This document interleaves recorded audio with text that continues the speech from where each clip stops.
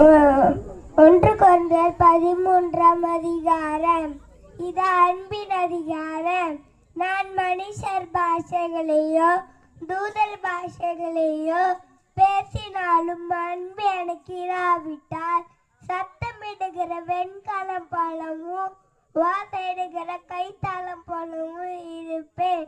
நான் தீர்க்க தரிசன வரத்தை உடையவனாயிருந்து சகல ரகசியங்களையும் சகல அறிவையும் அறிந்தாலும் மலைகளை பேர்க்கத்தக்கதாக சகல விசுவாசம் உள்ளவனாய் இருந்தாலும் அன்பு எனக்கு இராவிட்டால் நான் ஒன்றுமில்லை.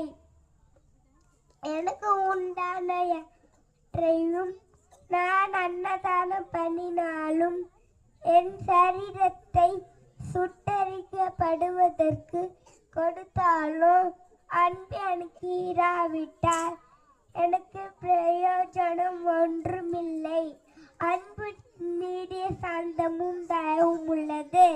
அன்புக்கு பொறாமை இல்லை. அன்பு தன்னை புகழாது, இருமாப்பாயிராது, அயோக்கியமானதை செய்யாது, தற்புழிவை நாடாது, சினமடையாது, தீங்கு நினையாது, அநியாயத்தில் சந்தோஷப்படாமல் சத்தியத்தில் சந்தோஷப்படும், சகலத்தையும் தாங்கும், சகலத்தையும் விசுவாசிக்கும், சகலத்தையும் நம்பும், சகலத்தையும் சகிக்கும்.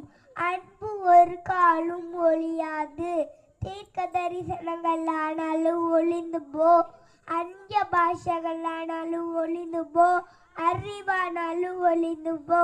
நம்முடைய அறிவு குறை உள்ளது, நம் தீர்க்க தரிசனம் சொல்லுதலும் குறை உள்ளது.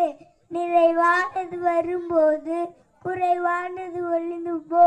நான் குழந்தையாயிருந்த போது குழந்தைய போல பேசினேன், குழந்தைய போல சிந்தித்தேன், குழந்தைய போல யோசித்தேன். புருஷனான போது குழந்தைக்கு ஏற்றவளை ஒழித்து விட்டேன். இப்பொழுது கண்ணாடியிலே நிழலாட்டமாய் பார்க்கிறோம், அப்பொழுது முகமுகமாய் பார்ப்போம்.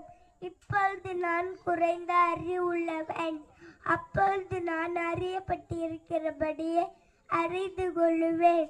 இப்பொழுது விசுவாசம், நம்பிக்கை, அன்பு இம்மூன்றும் நிலைத்திருக்கிறது. இவைகளில் அன்பே பெரியது.